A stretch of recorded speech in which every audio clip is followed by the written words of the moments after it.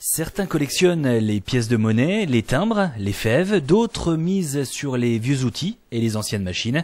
C'est le cas en l'occurrence de Daniel Aubertin à Martinvel. Cet homme a toujours été fasciné par les métiers d'autrefois, métiers industriels, artisanaux ou agricoles entre autres. Il a donc décidé un jour d'en garder quelques traces pour lui, pour l'histoire. C'était il y a 40 ans.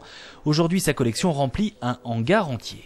Disons qu'avoir une collection et puis la garder chez soi sans la montrer au public, c'est pas intéressant. Bon, pour moi, ça me fait plaisir quand les gens sont ébahis devant des rabots, devant des tuiles, devant les anciennes machines, quoi. Ils sont là, surtout quand il y a des anciens agriculteurs, ils refont le monde, quoi. Hein.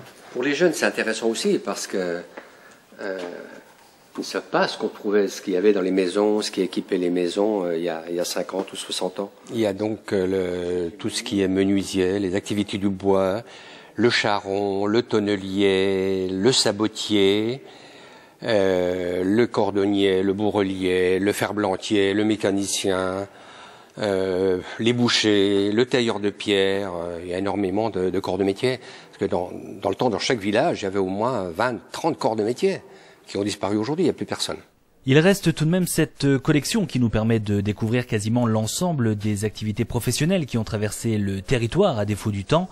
Entre 4 et 5 000 pièces en témoignent ici aujourd'hui, le résultat de 40 ans de recherche, de récupération, de restauration.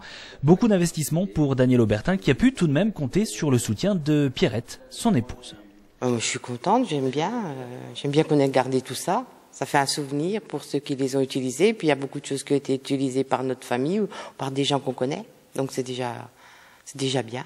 Et depuis 2 ans, Daniel et Pierrette ouvrent leurs portes au grand public. Ils reçoivent en moyenne 300 visiteurs l'été dans ce musée appelé Martinvel jadis. Cette collection étant visible tous les samedis après-midi jusque fin septembre.